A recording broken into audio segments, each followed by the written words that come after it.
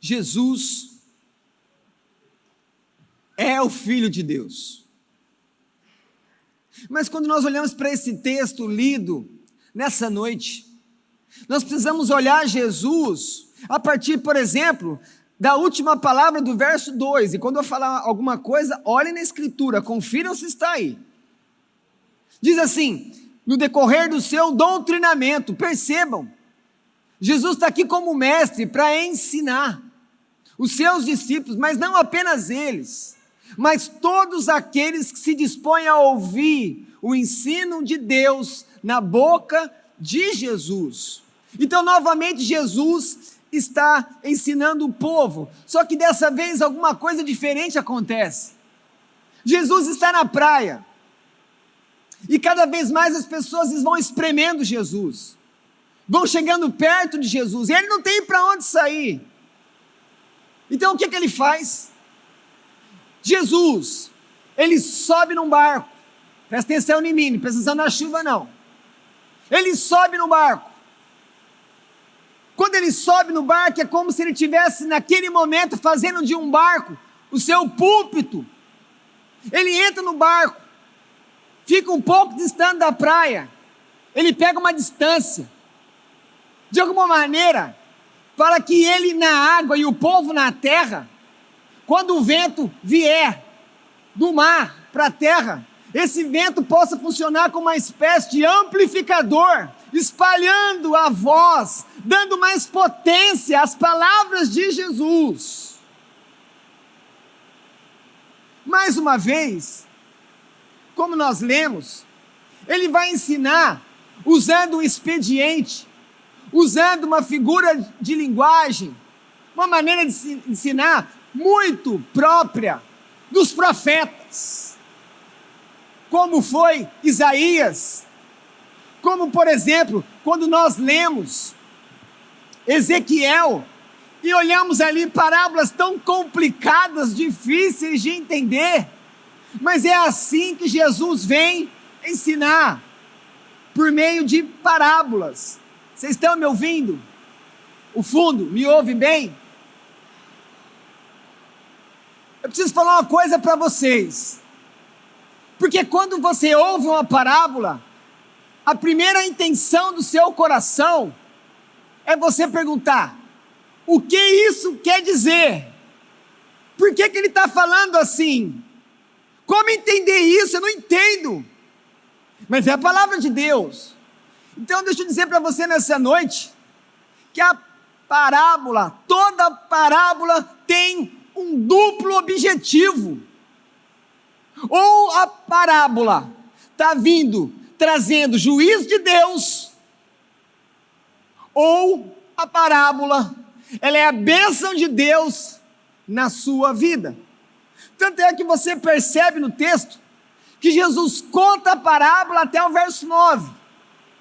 A partir do verso 10, se você prestou um pouco atenção, ele nem está no barco mais, porque está dizendo que ele está sozinho com os discípulos. Ora, como é que Jesus pode estar no barco, uma multidão inteira na praia, e a Escritura falar que ele está sozinho, só com os discípulos?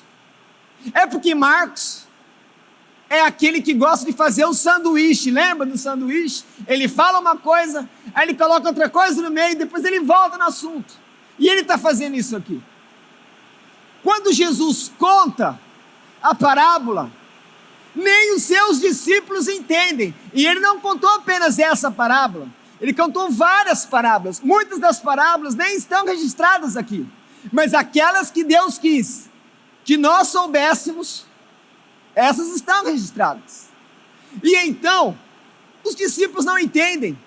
Então Jesus fala que a eles, os discípulos, ou seja, aqueles que têm fé em Jesus, acompanhe comigo, o verso 11, a vós outros vos é dado a conhecer, perceba, o entendimento da parábola, entender as coisas de Deus, não pertencem a todos, não pertenceu a toda aquela multidão que estava na praia, mas aqueles que creem em Jesus, aqueles que andam com Deus, esses sim, recebem, gente, porque a Escritura diz que foi dado.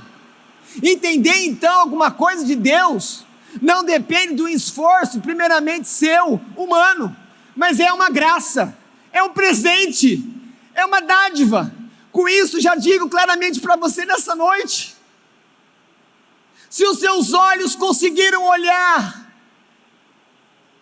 para esse homem, que também é Deus, que é Jesus Cristo, e você olhar para ele e os seus lábios confessarem: eis o Filho de Deus, você só pode fazer isso, porque isso foi dado a você. O homem por si mesmo vai ser como todos os outros daquela multidão na praia, não vão entender as coisas de Deus, porque elas se discernem espiritualmente.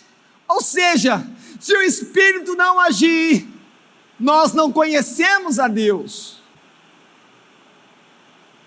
Para vocês entenderem como que é você crendo em Jesus, em Deus, e entender as coisas de Deus, eu quero usar a ilustração aqui de um carro com isso filme.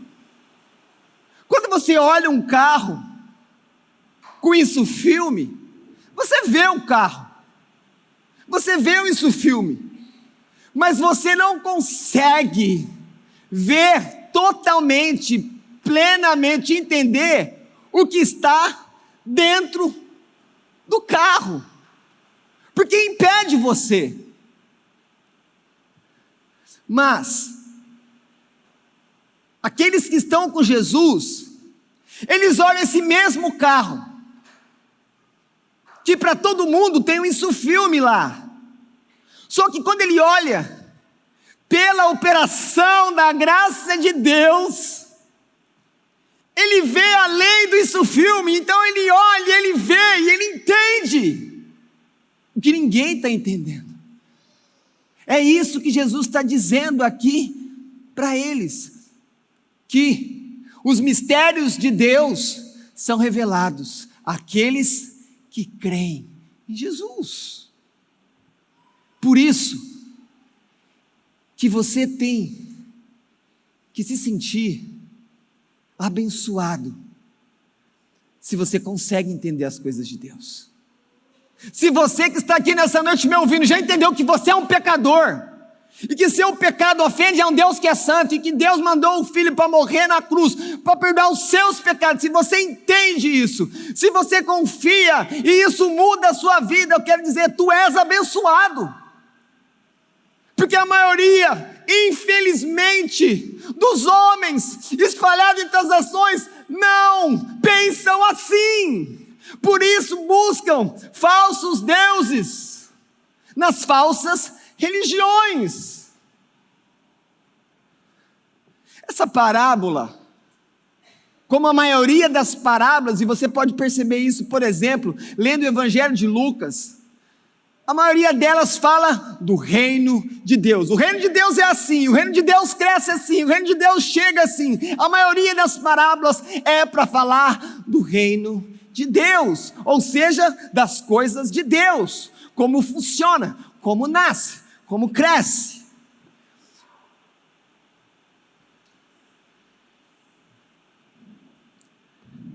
A história contada por Jesus, a explicação, nos dá 4 tipos de campos. Ou você pode pensar em 4 tipos de solos, que no final representam corações das pessoas, nas quais nós poderíamos incluir toda a humanidade aqui. 4 tipos de coração. Mas eu também posso dividir. Por exemplo, antes de falar para vocês que, por exemplo, quando você olha para o primeiro solo que caiu à beira do caminho e vem as aves e comem, é, por exemplo, um coração indiferente. O segundo coração, você olha no verso 5, fala que caiu em solo rochoso. Eu vou falar que é um coração duro. E o terceiro tipo de solo, que você pode ver aí a partir do verso 6, que fala que não tinha raiz, E fala que os espinhos sufocaram, ou seja, como se estivesse afogando a fé daquela pessoa. Esse coração, quando você olha a explicação do próprio Senhor Jesus, a partir do verso 19, acompanhe comigo, mas os cuidados do mundo, a fascinação da riqueza, as demais ambições concorrem e sufocam a palavra, afogam a palavra, e aí aquela pequena fé que podia existir, ela morre. Então, entendo aqui, que esses 3 tipos de solos representam como as pessoas reagem em relação à palavra. Então, eu tenho um tipo de solo que mostra que é aquele que acolhe a palavra de Deus, que mostra que é aqueles que creem em Deus. Mas eu tenho a maioria dos solos em que a semente cai, mas não tem fruto, não vinga, não tem colheita. Então você percebe que existe um obstáculo para as pessoas conhecerem a Deus. Quando a gente fala desse primeiro, que é o coração indiferente, nós percebemos que o próprio Satanás rouba a palavra das pessoas. E quando você vê esses 20 versos,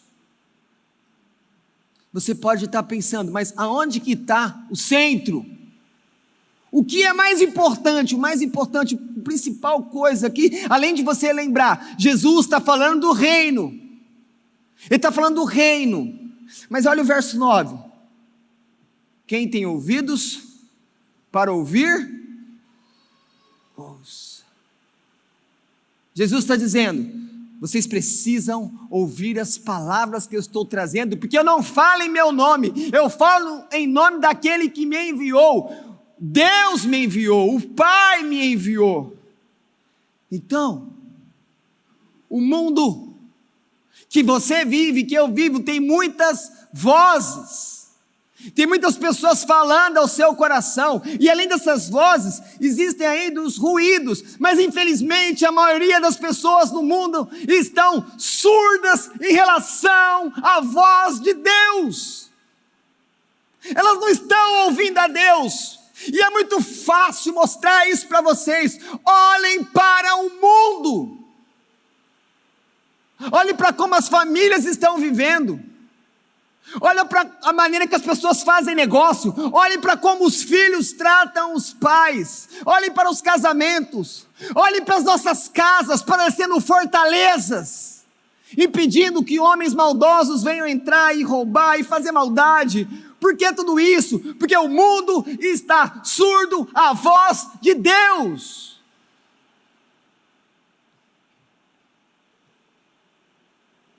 Você tem ouvido?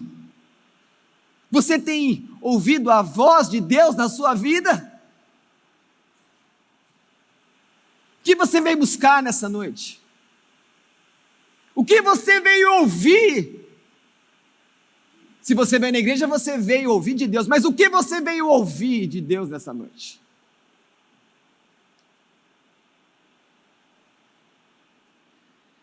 Muitos não têm ouvido a Deus. E se você tem sido assim, não tem ouvido a Deus, você tem sido uma pessoa então indiferente. O seu coração tem sido duro com Deus.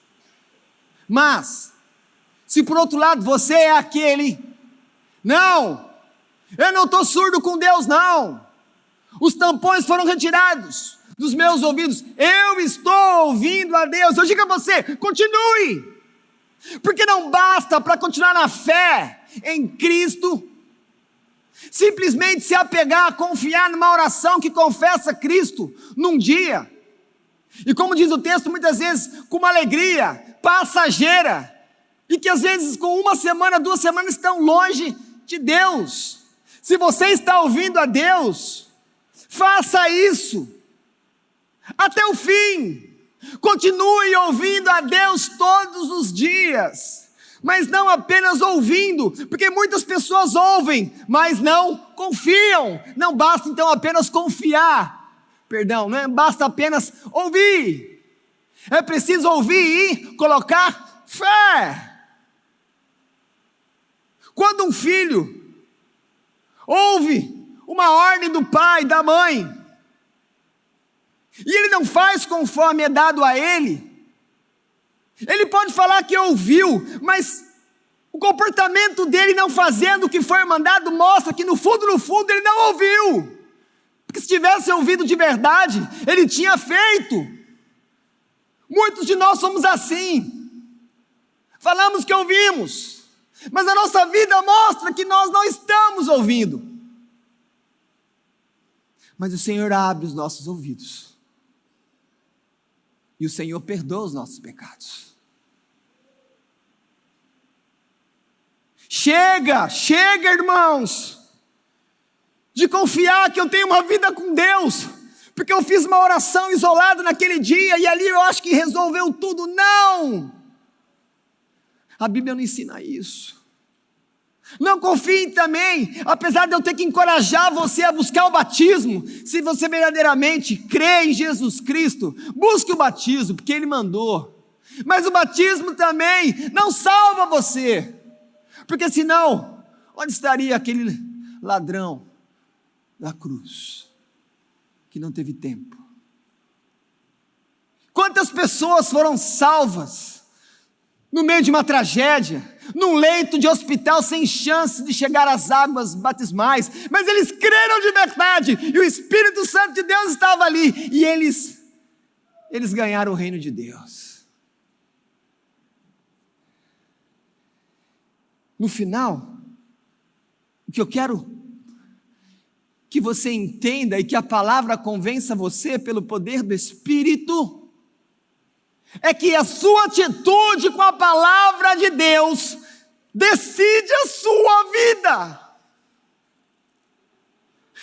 A maneira como você lida com a palavra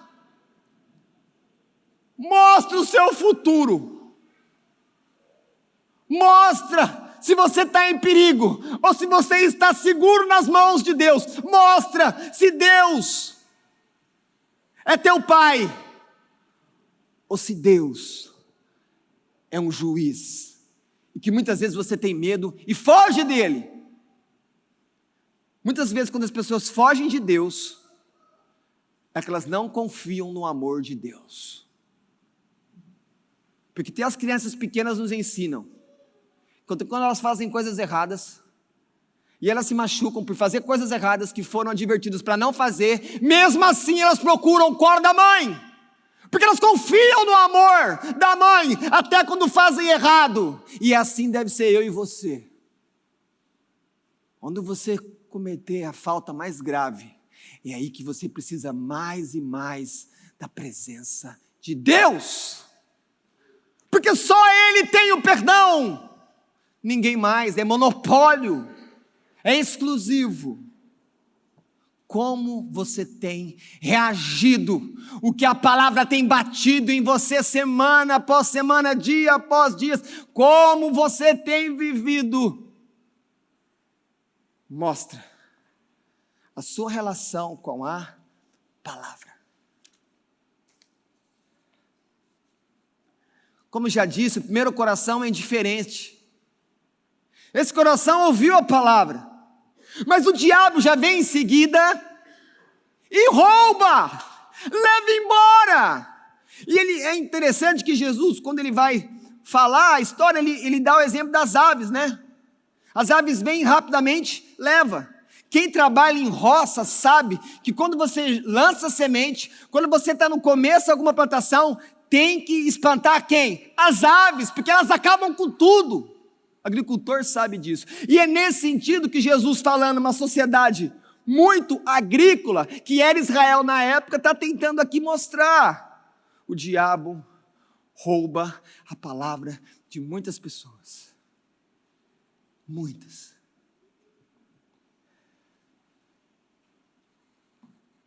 Mas eu quero dizer ainda que esse tipo de pessoa, e que um dia eu fui assim. Um dia eu fui isso que Jesus fala nos versos 4 e verso 15. Eu fui indiferente à palavra de Deus. Então, por ser indiferente à palavra de Deus, eu não me importava com a palavra. Eu seguia o meu próprio caminho, e assim, fazendo até um paralelo com a própria palavra de Deus, que fala que a semente caiu à beira do caminho, sendo indiferente a Deus, eu não poderia andar de outra maneira, senão à margem de Deus, longe de Deus.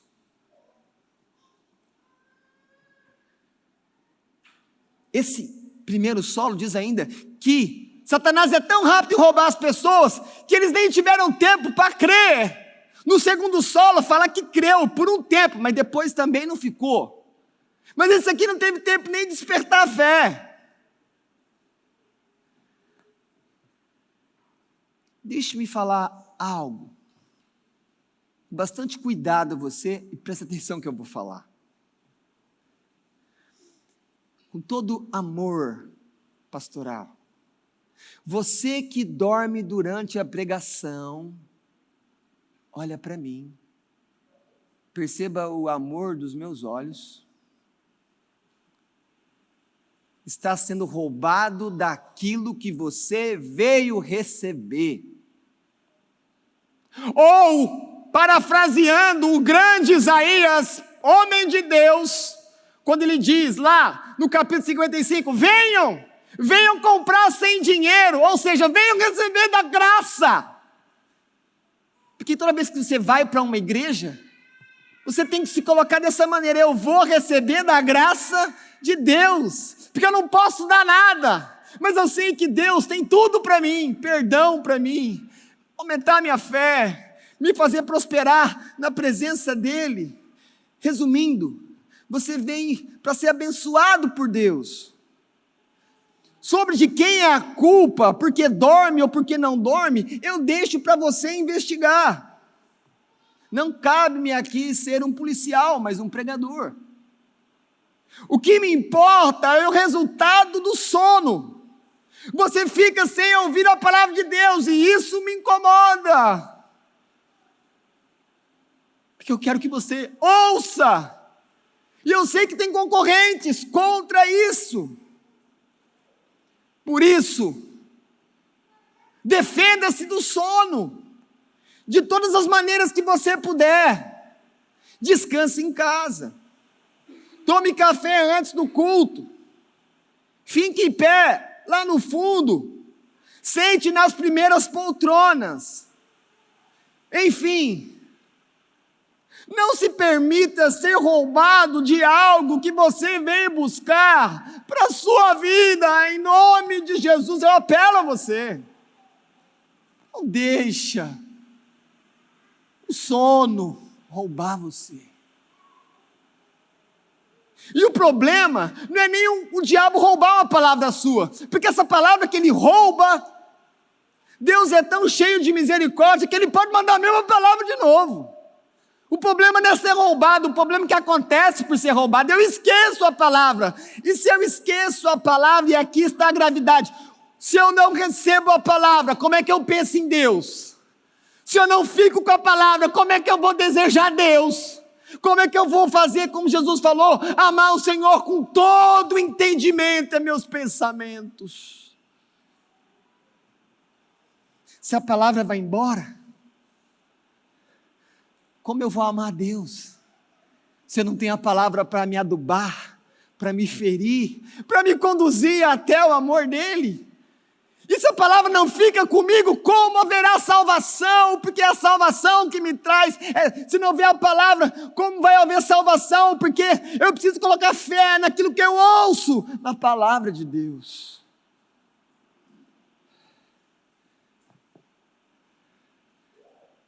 Como é importante a repetição em ouvir a palavra. Repetidas vezes, ouvir a mesma palavra, o mesmo profeta, o mesmo evangelho, o mesmo verso, porque isso me ajuda a conhecer a Deus, e isso também me mantém conectado com Deus. Por isso, cultuem ao Senhor todos os cultos que você puder. Por isso, faça o culto familiar toda segunda-feira. Mas se na segunda não deu, a terça nasce com a misericórdia de Deus do lado da sua cama, te chamando: vem de novo, eu estou aqui, me adore, me cultue, me sirva, com a palavra, com a oração, com cânticos. Filhos primários, perguntem aos pais de vocês o que vocês não entenderam na mensagem. Tioins, adolescentes, jovens, não desperdicem seu tempo com coisas vãs e que são passageiras. Aplique o coração de vocês a ouvir a palavra de Deus, e não apenas ouvir, mas praticar e viver essa palavra, e você então vai viver todo o potencial da sua humanidade. Eu te garanto que você vai se sentir satisfeito, realizado, um ser humano de verdade, porque o pecado desfigura as pessoas e faz elas fazerem coisas que nem os animais fazem, porque elas ficam totalmente perdidas da sua própria essência como ser. Como se o ser humano não fosse criado à imagem de Deus, porque o é. Por isso, não deixem roubarem a palavra de vocês. Lutem contra isso. Lutem contra todos que se levantarem para tirar a palavra de vocês. E então nós chegamos no segundo coração, no segundo solo. Dessa vez houve fé, recebeu a palavra, e diz o texto que recebeu a palavra com alegria. Agora eu sou cristão, meus pecados foram perdoados, que bom! E deu glórias, e chorou, e foi no apelo, e comprou Bíblia. Mas e depois? E depois, a alegria continuou? Ou é como aquela alegria do time de futebol, que está lá embaixo, mas que ganha no domingo, mas continua lá embaixo? É uma alegria que dura algumas horas, depois vai tudo embora. O segundo solo, esse solo que eu chamo de um solo de um coração duro, mostra que muitas vezes falam que colocaram a fé em Jesus, que são convertidos, que até chegaram a se batizar, mas pela sua maneira de viver mostram que a sua fé não é genuína, não é uma fé, fazendo aqui até uma repetição, não é uma fé fiel a Deus, não é a fé verdadeira. No fim, não é uma fé que gera frutos. E então o que sobra? Sobra uma decisão apenas do intelecto, sem ação nenhuma do espírito, uma decisão emocional, aquilo que nós podemos chamar de conversões psicológicas, que foi apenas na mente. Quando escutou a proposta, falou: não tem negócio melhor do que aceitar Jesus, mas não teve mudança no coração. Foi uma conversão apenas aparente, superficial, e depois acaba. E como que o texto mostra que essas pessoas tiveram simplesmente uma decisão emocional, não nasceram de novo? Porque quando chega as lutas, elas vão embora. É uma fé como aqueles lugares que a gente vai e fica alguns dias, aluguel de temporada. É uma fé de tempo determinado. Não é a fé que resiste até a morte, não é a fé até o último suspiro. Essa fé não salva. E nós percebemos pelo texto que essa fé não salva, porque não teve transformação que se manteve na vida. E então, é um tempo com Deus, um tempo na igreja, um tempo conhecendo o Evangelho, mas sem nenhum fruto espiritual de verdade. A ilustração aqui é como você tem uma pessoa que foi para a faculdade, e lá na sala dela, no escritório dela, ela tem um diploma que confere o título, só que ela não detém o conhecimento de verdade, ela não sabe fazer aquilo, então simplesmente é um título ali, mas aquilo não move ela a desempenhar o ofício, aquilo não faz ela desejar doar a vida dela em prol daquela causa que ela diz que estudou. E então, quando chegam as dificuldades também, ela deixa tudo isso e ela vai seguir por outro caminho. E o que sobrou então desses anos de faculdade, que fez sem convicção nenhuma? A alegria da noite de colação, um álbum de fotografia e alguns vídeos. É para isso que fomos chamados? Compare isso com a vida com Deus. Ter algum momento de alegria, ter o batismo como uma espécie de colação de grau, ter algumas fotos para ver, mas depois nunca mais andar com Deus, sofrer por amor a Deus, não desejar crescer. Como é que pode ter conversão nisso? Não tem. E é isso que Jesus está dizendo aqui nessa noite. Muitos estão enganados. As pessoas querem a bênção de Jesus, mas não querem fazer parte da família de Jesus, porque a trajetória da verdadeira família de Jesus é uma trajetória marcada pela perseguição, por dor e tempos de angústia. As Escrituras podem ser para nós como um diário de família, um documento histórico que conta a nossa origem, não apenas da humanidade, mas de nós como povo de Deus, como igreja. Pois, quando você olha o início da Escritura, no primeiro livro, em Gênesis, Caim, que é do mal, mata Abel, que crê em Deus, que adora a Deus. Se você continua lendo a Escritura, você acha um rei mau chamado Saul, um rei que o povo quis, e ele começa a perseguir o ungido de Deus, escolhido. Você olha para o profeta Jeremias sofrendo numa Jerusalém apostatada, longe de Deus, cheia de idolatria, até o final a Babilônia vem e coloca tudo por terra. Perseguição contra o homem de Deus. Podemos pensar ainda no Egito, que oprimiu e escravizou o povo de Deus, até que Deus, pelas mãos de Moisés, liberta o seu povo. E por fim, podemos olhar para o Novo Testamento. Todos os apóstolos de Cristo foram perseguidos, a maioria deles foi preso, eles foram castigados, no fim, martirizados. E por quê? Por causa daquilo que Jesus diz aqui na explicação, que as pessoas não quiseram ficar na família da fé quando vieram perseguições. Os apóstolos de Cristo morreram por causa da palavra, porque eles não pararam de pregar. Quando o Estado da época falou, não pode pregar, falou, como eu vou obedecer ao Estado e não vou obedecer a Deus, que mandou o Filho para morrer por mim? E eles morreram, tombaram um por um dos discípulos de Cristo, exceto João, que morreu muito, muito idoso, mas não foi martirizado. Percebam, essa é a nossa história. A nossa história é a história de sofrimento, de ser perseguido, de ser odiado. O mundo odeia Deus, a sua palavra e a sua igreja. Essa é a verdade. Quando as pessoas não suportam a perseguição por causa do Evangelho, elas têm que começar a pensar se realmente elas estão em Cristo. Porque você, como diz Paulo, falando na igreja de Filipos, você não foi chamado apenas a crer no Evangelho.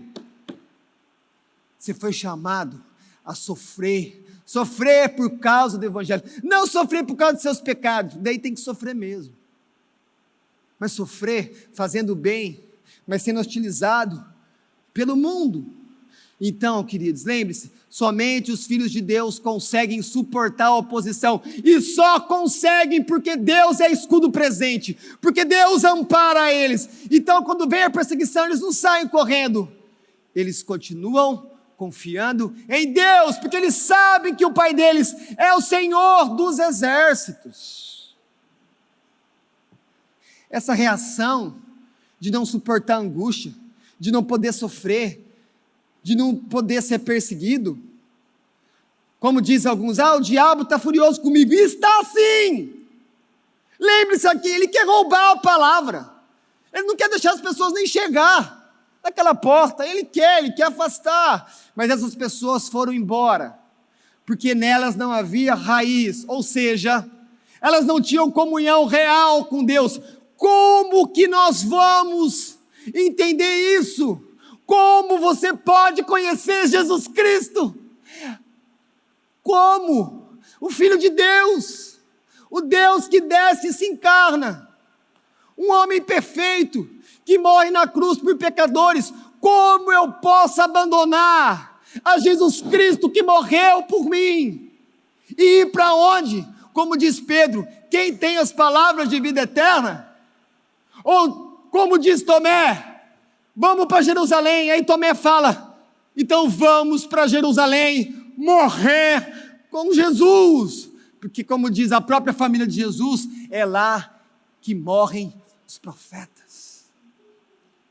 E o terceiro coração é o coração mundano, é o coração que ama o mundo, é aquele coração que às vezes ele está se esforçando para buscar Deus, mas tem uma concorrência dentro dele, ele está dividido, ele não sabe se ele fica com Deus, com a palavra, com Cristo, ou se ele fica com as riquezas, ou se ele fica com o status que o mundo vai dar, com as glórias, honrarias que o mundo tem para oferecer. Por isso que Jesus fala que os espinhos sufocam. Esse sufocar, irmãos, era como uma espécie de afogamento, vai morrendo por falta de oxigênio. É como um peixe no rio, que sabe nadar o peixe, mas morre, afogado, asfixiado, por falta de oxigênio. A falta da palavra vai levando as pessoas para longe de Deus.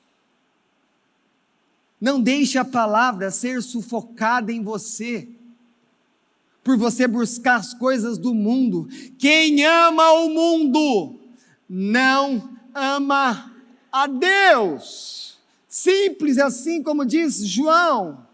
Esses três corações, igreja, são três tipos de pessoas que estão fora do reino. Eles até ouvem a voz de Deus, mas lembre-se, são indiferentes, são duros, são mundanos. Por isso, se essas pessoas continuam dessa maneira, reagindo à palavra de Deus dessa maneira, elas vão permanecer eternamente fora do reino de Deus.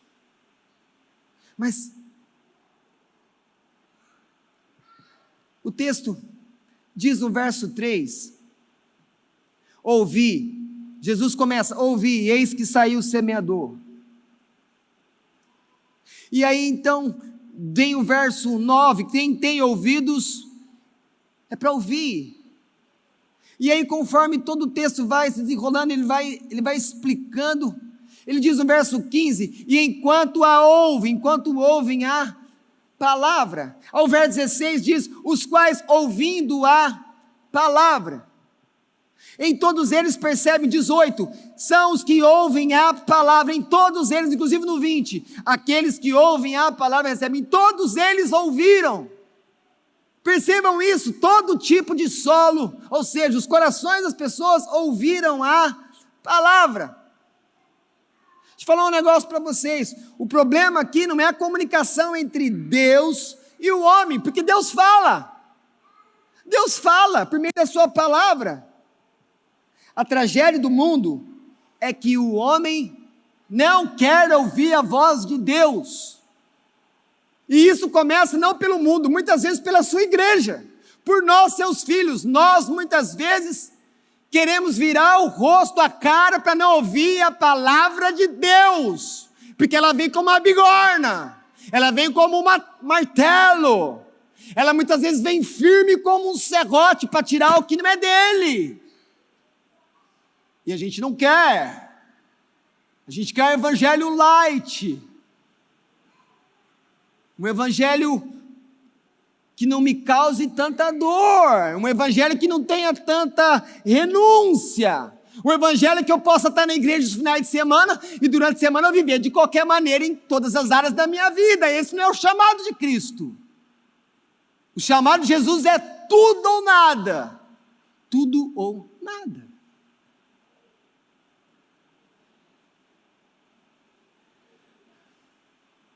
Eu posso olhar para esses 3 tipos de corações e falar aquilo que os pais vivem falando para os filhos e que os professores também falam na escola.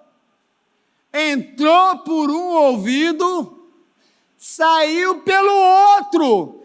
Isso quer dizer o quê? O jargão, o dito popular? Não ficou nada. Por isso que não vingou. Por isso que não cresceu. E então não há frutos, não há honra a Deus. Não foi feito nada para a glória de Deus. É isso que acontece. Eles vão embora, porque eles não têm raízes voltadas para o céu. A raiz deles é o mundo sem Deus. Os que agem assim nunca ouviram a Deus com compromisso. Tem uma diferença entre o verso 20, o ouvir do verso 20 não é o mesmo ouvir dos outros solos. Esses outros que desprezaram a palavra, eles ouviram a palavra, mas nunca tiveram compromisso em obedecer. Quantas vezes nós recebemos bons conselhos bíblicos, baseados na palavra, falam assim, a palavra de Deus mostra sim, Deus mostra o caminho, a gente ouve o conselho bíblico, mas a gente não pratica, por quê? Porque já vai para escutar, sem ter compromisso com aquilo que está ouvindo, e essa é uma característica dos 3 solos, mas não pode ser a nossa, não pode ser a nossa, não pode ser o povo de Deus. Os 3 corações ouviram a palavra, mas eles não queriam se submeter à perfeita vontade de Deus. Por isso, eles ficaram por um tempo no meio do povo de Deus. Tiveram seus bons momentos, suas alegrias, mas não deram frutos. E aqui, eu quero chamar a atenção de uma coisa. Não confunda cristãos que verdadeiramente nasceram de novo, que estão na palavra, mas que estão em crise com aqueles que passam um tempo na igreja, depois vai embora e nunca volta, e depois nós falamos que eles são desviados do quê? Do mundo para o mundo. É isso, nós estamos falando para as pessoas, foi desviado de um pecado para outro pecado. Nós analisamos errado, às vezes a experiência das pessoas. Por que nós agimos assim? Porque nós não olhamos para a palavra de Deus. Está dizendo aqui, alguns vão ficar algum tempo, mas depois vão embora, porque foi atrás da riqueza, porque veio a renúncia, veio a perseguição, porque não prestou atenção e deixou a palavra ser roubada, porque deu atenção para tudo na vida, menos para a palavra de Deus, e é a palavra que faz tudo, como diz Martinho Lutero, quando perguntaram a ele, Martinho Lutero, como é que você conseguiu fazer tudo isso? Eu não fiz nada, respondeu ele, a palavra fez tudo, eu só falei a palavra. Porque como diz Spurgeon, quando você fala a palavra, é como você soltar um leão no meio da selva, ele domina, ele é invencível, é o rei, é a palavra do rei. Mas então, nós chegamos no verso 20, que tem um solo bom aqui. É um tipo de coração que entra no reino, que não apenas ouve, mas se dedica. Lembre-se, olha o verso 20, presta atenção. Ouve as palavras e as recebem, acolhe, confia, crê. Alguém que crê em Deus pode estar destruindo todo mundo ao seu redor, ele vai ficar inabalado, porque ele está ancorado por Jesus. É assim. Ao contrário dos outros 3 tipos de corações, ele ouve a palavra com cuidado, ele tem atenção e ele permanece ouvindo a palavra a vida toda, porque ele sabe que é a palavra que mudou ele, é a palavra que transformou de maneira radical. E quando eu falo radical, eu estou pensando em raiz, de dentro para fora.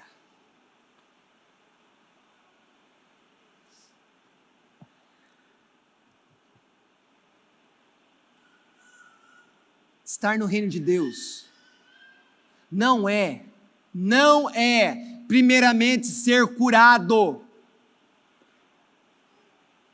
Estar no reino de Deus não é, em primeiro lugar, prosperar nas finanças. Estar no reino de Deus não é, em primeiro lugar, não ser atingido pelo mal, seja natural ou moral. Estar no reino de Deus, segundo a própria palavra dele anunciada nessa noite, em primeiro lugar, é você ouvir a palavra de Deus e acolher. É assim que você entra no reino.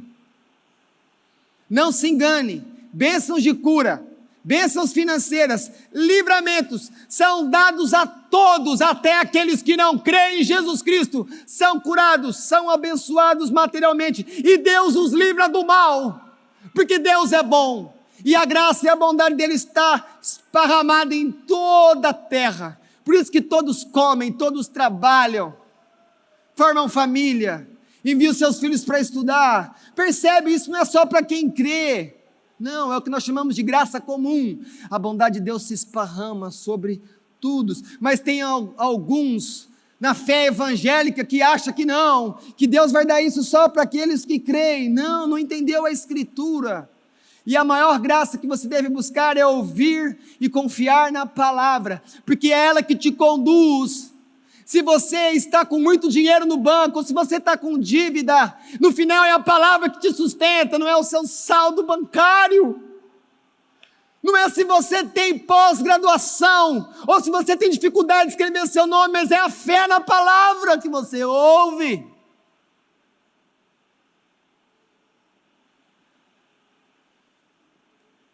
Cuidado com o diabo. Ele é mentiroso. Ele é enganador, ele é seu adversário. Você não percebe, mas ele trabalha contra você semana após semana. Ele quer tirar a palavra de você, não quer deixar você entender. Ele não quer que você cresça no Senhor e que você não frutifique para a glória de Deus. Cuidado com o diabo. E quando você começar a ficar com muito medo dele, vai para Salmos. Cante a música Castelo Forte. Vai lá ver que Deus é escudo. Vai lá ver que Deus é um castelo inexpugnável. O que é isso? Não pode ser invadido, não pode ser derrotado, mas ele é adversário. Cuidado com as riquezas do mundo. Ser rico não é pecado, mas fazer como objetivo de vida se tornar rico é pecado. Se a igreja entendeu a diferença. Seja contente com aquilo que Deus tem feito por você. As maiores riquezas não são as terrenas, são as espirituais. Eu já falei para vocês várias vezes, a nossa maior herança não são carros, nem terrenos, nem dinheiro no banco que vamos deixar para os nossos filhos, é a nossa fé e o nosso testemunho com Cristo. E é isso que eles vão precisar. Meu pai andou com Deus, minha mãe andou com Deus, meu avô andou com Deus, eu vou andar com Deus, aleluia. Essas são as verdadeiras riquezas, estão lá em cima. Não ignore o bisturi de Deus, não ignore as cirurgias de Deus. Deus sabe como Ele tem que trabalhar em nós. Deus sabe até onde eu suporto o sofrimento, e Ele sabe que eu sofro, e Ele sabe como trabalhar em cada um de nós, mas eu não posso ignorar que nós vamos passar por momentos difíceis. Tem hora que tudo vai doer, em todas as áreas, em todas as coisas, mas sempre há um propósito, que agora, irmãos, é um mistério, mas que na eternidade será entendido. Então agora confie no cuidado de Deus. Não ignore o trabalhar de Deus em sua vida quando sofremos. Lembre-se, Deus usa a sua palavra, circunstâncias da vida, e Deus usa pessoas para trabalhar em nós. Pregue as pessoas, pregue a todo tipo de coração. Por quê? Porque nós não conhecemos como é o coração das pessoas, não sabemos se é um coração mundano, se é rochoso, é indiferente, ou é a terra boa que vai acolher. Eu preciso pregar para todos, mas lembre-se, pregar na esperança que pode ser que aquela pessoa que você está evangelizando, se esforçando para apresentar Cristo para ela, pode ser que aquele coração já esteja sendo arado pelo Espírito Santo, preparado por Deus, e quando você joga a semente, vem a salvação de Deus. Ou seja, pregue, espalhe a semente de Deus, mas a colheita não é com você, o resultado não é com você. Todos nós, como pregadores, evangelistas, temos que nos lembrar que a palavra não nos serve.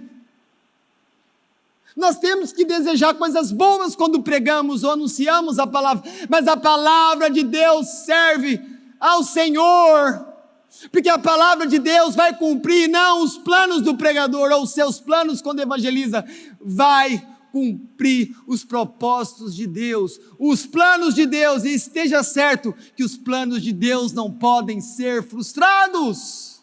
Lembre-se disso, somente abre a tua boca e Deus te usará.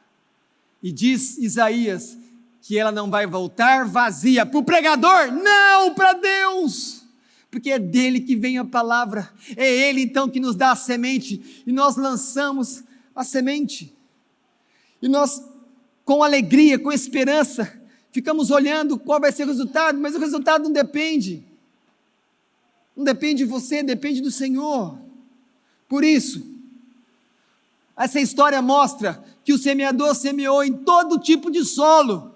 Por quê? Porque Deus espalha a sua palavra em todo o mundo. Todos ouviram, ouça a palavra de Deus. E houve uma reação, percebe que cada um deles reagiu à palavra que veio sobre eles. A sua vida é a sua resposta, pública, visível, nítida, de como você reage à palavra de Deus que veio sobre você, sobre a semente que veio sobre você. E é interessante que quando Jesus conta a história e vai falar de o que aconteceu com cada um, o julgamento não é no começo, não é no meio, não, teve um tempo de observação. A gente percebe que não foi uma análise precipitada, houve tempo para perceber se ia dar frutos ou não, e isso mostra o que para nós? Deus tem paciência, e Ele não para de investir em você, igreja, para que você dê frutos para Ele. Ele está esperando os seus frutos. Ele lançou a semente sobre você. Ele investiu em você. Ele colocou pessoas para cuidar de você. Ele colocou pessoas para discipular você. Ele colocou pessoas para pegar no seu pé quando você estava da maneira mais frágil na fé, para te manter na presença dEle. Portanto, não ame o mundo. Não seja indiferente à palavra. Não seja duro com a palavra.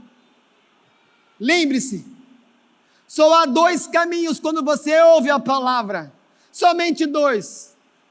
A primeira é ouvir, acolher e dar frutos que glorifiquem a Deus. E a segunda, o segundo caminho, é ouvir essa palavra e deixá-la secar e depois morrer. Jamais alguém que crer na palavra será excluído do céu, mas também jamais alguém que rejeitar a palavra escapará do inferno. Ouça Jesus hoje e para sempre, porque a sua reação com a palavra vai mostrar o seu destino eterno e como vai ser a sua vida.